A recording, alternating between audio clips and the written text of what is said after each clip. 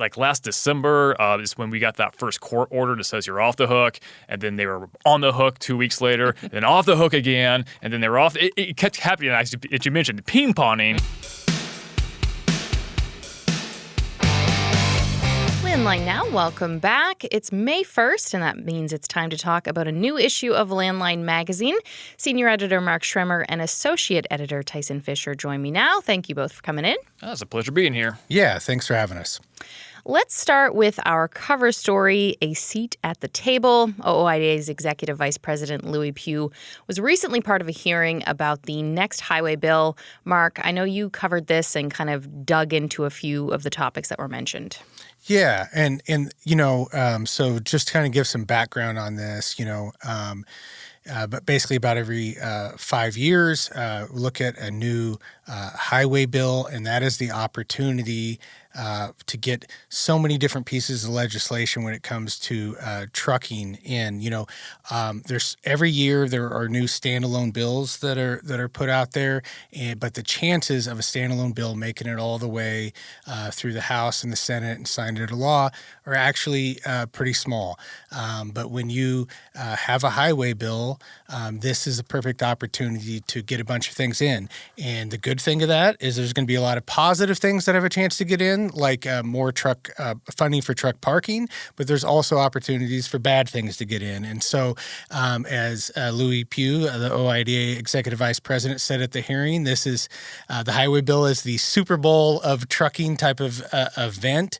And the association, I think, did a really good job kind of laying out the priorities for its members and truck drivers of the things that lawmakers should be looking at to help the truck driving profession in this next highway bill, and which items to keep out. And this article kind of runs through, if you want kind of a guide of the things, what are the OIDA priorities that have taken from what truck drivers have relayed as messages of what they want and don't want in the next highway bill. This article kind of lays it out pretty well.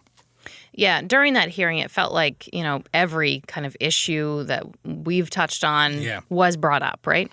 Yeah, it's and this kind of gives, like I said, a little bit of a Cliff's Notes kind of version of it, where you look about, what are the things, and so many of these things have been started out as standalone bills. We talk about the Truck Parking Safety Improvement Act. I know Tyson will talk a little bit more about that here in a little bit. Restroom access for truck drivers, enhanced driver training, broker transparency, more flexibility within the hours of service, overtime wages for truck drivers. All of these things that either have rulemakings that are going forward or bills that are in Congress. These are some of the things that, OIDA is hopeful that get packed into the next highway bill and get across. This is the real opportunity. So if these are things that, you're wanting, this is a perfect time to reach out to your representatives and let them know these are the types of things that I would like to see in the next highway bill. What is the next step? I know we had that hearing, but what comes after that?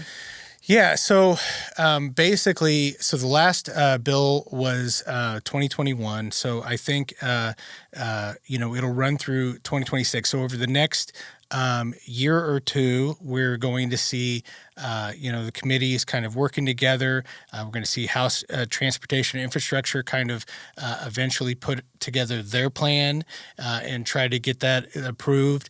Senate will be working on their version of it. But yeah, right now, and this hearing was kind of those building blocks of, okay, getting that initial input. What are the type of things that we're going to want to see in this next plan? The Highway Trust Fund is another topic of that, of making it solvent, and all of those types of issues for the next, surface transportation bill, which we commonly just refer to as the highway bill because it's much easier to say. But yeah, so all of those steps we're going to be seeing over the next year or so. I know that sounds like we got a lot of time, but things move so slow. This is the opportunity to get that stuff in now as we prepare, because there's probably not going to be much opportunity for last minute sort of add-on. So the framework is kind of starting to go into shape. All right. Tyson, I want to talk to you. If there's one story I feel like you've been ping-ponging, not you personally, ping-ponging back and forth. I know this is not on Tyson's you. fault. It feels like it. BOI, talk to me more about that. Yeah, beneficial ownership information reporting. This is a thing that this time last year no one knew much about, which was kind of the problem.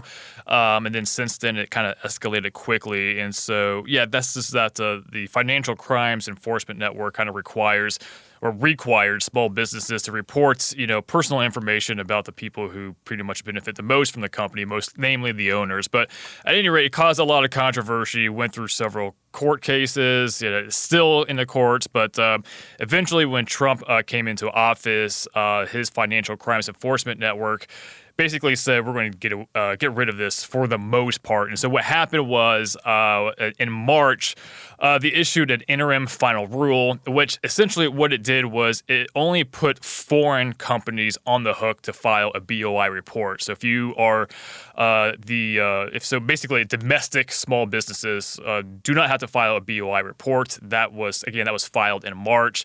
Right now, it's still going under the comment period. I believe that ends on May 27th, and so it's not final, but for all intents and purposes, nobody domestically has to file a BOI report, which is a breath of fresh air for millions of small businesses, because no one knew for a long time. Because I think it's like last December is when we got that first court order that says you're off the hook, and then they were on the hook 2 weeks later, and then off the hook again, and then they were off. It kept happening, as you mentioned, ping-ponging for so many months until they finally got some certainty. I guess is the key word there. Small businesses got this certainty that they do not have to file. Now the good news is, wrote this story a while ago. By some miracle of God, it is still fresh. I'm surprised. It's still relevant because, again, it used to change, week to week. Still good. So no reporting. And again, the one thing I will caution against is that there's a very good chance that this final rule will get challenged in court, because it severely gutted the Corporate Transparency Act, which wanted all small businesses to file this BOI report. So when you eliminate the domestic small businesses, that's like 99% of the population there. And so what the argument is going to be is that this interim final rule goes against the intent of Congress. It would take an act of Congress to make this kind of move, not a regulatory final rule. So that hasn't happened yet, but be on the lookout for that. All right. Mark, I'll go back to you. You also wrote about the driver shortage myth that I know we've written about lots. Yeah, we've written about it a ton of times, but the reason I kind of felt the need to kind of go back to that is all of the things that, this narrative of there being a driver shortage has been perpetuated by ATA and large carriers for decades now. And even though there have been all of these reports from, Bureau of Labor Statistics, academics that have said there's not a driver shortage, it's still something that if you're listening to a hearing in Congress on trucking, it'll still be referenced. A lot of people will say it. And what I really wanted to kind of break down with it, because I think if you're kind of an outsider of it, that this is not an issue of semantics. Large carriers will say there's a driver shortage. The reports and OIDA and others will say it's not a shortage of truck drivers, it's a driver turnover problem. And if you are kind of not really paying attention, you could just look at that and say, well, whether it's a driver turnover problem or whether it's a shortage, these carriers need to hire drivers. That's true. They need to find new drivers. But why this is such an issue and why it is so important to be against this false narrative of there being a driver shortage is that whose problem is it? If it's a driver shortage, then that's a real thing that you can go to Congress and you can go to regulators and say, there's nothing we can do. We've tried everything and we just can't get people to haul freight across this country. Our wages are great. Our working conditions are great. We just can't find anybody. But that's not what's happening. What's happening instead is wages have not kept up with inflation since 1980. Working conditions continue to get worse in a lot of ways for drivers. You want to have driver-facing cameras, all of these things that make people not want to be in the profession, and so they leave carrier. They become into truck driving. They get their CDL. They do it for 6 months. They say it's not for me, and they get out. But what's happened, whether we've just seen it, Aurora just in April, late April, have deployed driverless trucks. And what is one of the things that Aurora is saying, the reason that we had to deploy driverless trucks is because there's a shortage of truck drivers. So that's an example of this false narrative of there being a driver shortage is so problematic. We're also seeing it with all of the English proficiency issues. We're bringing in a bunch of drivers because there's this shortage of truck drivers. We can't find anybody, so we have to go to other means. And no, the reality is it falls onto those large carriers. Pay these drivers better, make your working conditions better, and you will have plenty of drivers. Your driver turnover problem will go away, and we need to stop having the government bail out these large carriers for not being willing to pay drivers what they're worth. Another hot topic, of course, is truck parking. And Tyson, I know you wrote about this in this issue.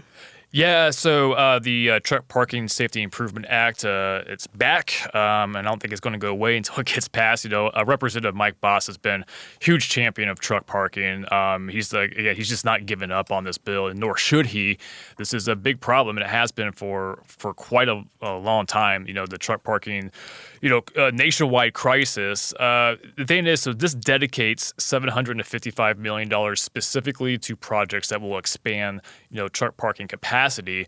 And it's very important that we get dedicated funding because, state DOTs keep saying that, they just don't have the money available to them. And when it comes to federal funding, they usually, when it comes to the grants, so there are many grants that are available for truck parking projects.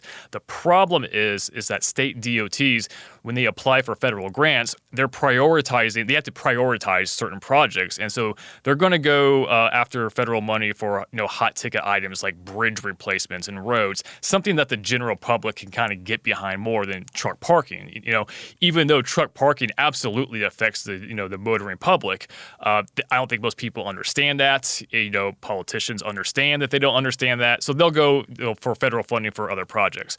So by having dedicated funding, there will be no question, where that money is going. And so any state that needs to address their truck parking problem, there is, again, dedicated funding. They can go straight to that. They don't have to worry about pulling money away from other projects like bridges. It's a win-win for everybody. I mean, this is about as bipartisan as it gets. I haven't checked it lately, but it's like almost a 50-50 split with Democrats and Republicans co-sponsoring this, and many of them too. It's not like a few. It's dozens of Democrats and Republicans supporting this.